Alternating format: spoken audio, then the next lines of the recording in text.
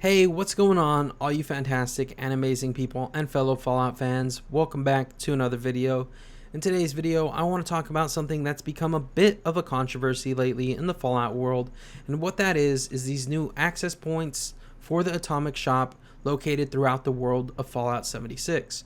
The reason why I'm talking about this is because, like I said, they've become a bit of a controversy lately, and for those of you who do not know, or for maybe those of you who have been away for a while, long story short, when you log into Fallout 76, when you go to any train station, you can find these access points for the Atomic Shop, which you could walk up to and activate, and you'll be taken to the Atomic Shop, which is essentially Fallout 76's microtransaction store where you could purchase cosmetics. The reason why I'm talking about this is because, like I said, I've seen this become a little bit of a controversy lately. I've seen people call this immersion breaking, terrible, horrible. I've seen posts on Reddit. I've seen like one or two gaming articles written, and I've seen a couple of videos out there, all kind of saying the same thing, that these are immersion breaking, these are bad, these are terrible, they're horrible, and so on and so forth. And to be honest, I disagree with a lot of those people, and like per usual, I am going to be giving you guys my own opinion in this video, because that's kind of what we do here on the channel. So with that being said, let's go ahead and get into it. Do I think these access points for the Atomic Shop are horrible, terrible, the worst thing to ever happen? Do I think they're immersion breaking? Absolutely not, and here's why. The reason why I don't think these are horrible or terrible is because, one, you have to understand Fallout 76 is not a pay-to-win game. Everything that the Atomic Shop sells is just, skins for weapons, for power armor. They sell stuff that you could put up at your camp. So it's really not a huge, terrible, or bad issue, and I really don't see a problem with it that way. Second reason why I don't see a problem with it, or why I don't think it's horrible, terrible, or bad, is because you have to understand the Atomic Shop is the way Bethesda Game Studios is making money to bring us all the free content that they bring us. Fallout 76 has not charged us a single dollar for any form of content that has come through way of update or anything like that, and they promised that for years to come we will never get charged for content because they're going to make money through the microtransaction store. So I understand why they're doing this from a business standpoint as well. I understand that content's going to be free for years to come, and I really don't mind this being here if it's going to help them make that content free for years to come. Now, when it comes to immersion breaking, I understand what people are talking about a little bit. You walk up to a train station and you see this here, but to be honest, it's not going to be a big deal if you don't let it bother you. When you're going to a train station, you're going to either trade with the vendor, or maybe you're going to the purveyor merchant or whatever have you, or maybe you're going to, exchange some legendary stuff, or you're going to go buy something in some way, shape, or form, or trade something in some way, shape, or form, right? It's the only reason you really visit a train station. And if you're there just to do business, you're going to kind of get in and out. This being here really shouldn't affect you. No different than, a terminal being here or a cigarette machine being here. It's just there. Sure, you could access the Atomic Shop from it, but it's not that horrible. It's not that bad. It's not forcing you to access the Atomic Shop every time you want to enter the building or every time you come here.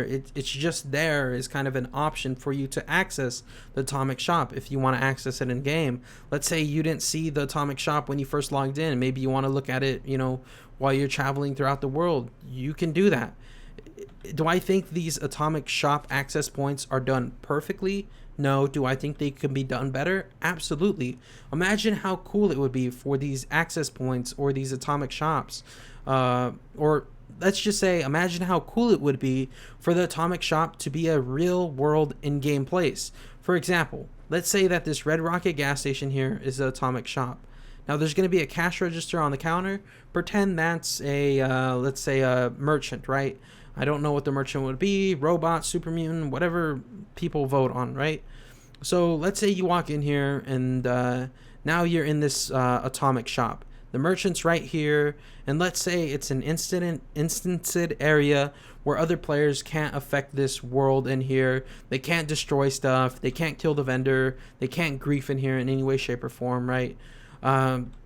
So let's say that's the case. You have the vendor standing here, and on the shelves behind it, you have, let's say, a power armor stand, and you could see the cool power armor skins, and you get to see them kind of in game before you purchase them, or you see a piece of furniture in game before you purchase it. You see some, weapon skins before you purchase them. Think of how cool that would be to be able to come to a physical location in the Fallout 76 world and see the items, kind of in the world before you actually purchase them. That would be so cool. Like, you could see what furniture looked like, in kind of a little area. You could, kind of see all the details on it. You could, see what the power armor is gonna look like, the paint wise when you get it. You could see what the decorations are gonna look like once you purchase them. You could see, what exactly the skins on the weapons are going to look like before you purchase them. That would be so cool. And maybe they swap out vendors out every now and then. 1 week it's a robot, 1 week it's a super mutant. Maybe there's some mutated Deathclaw that talks and he's dressed up as an old grandma.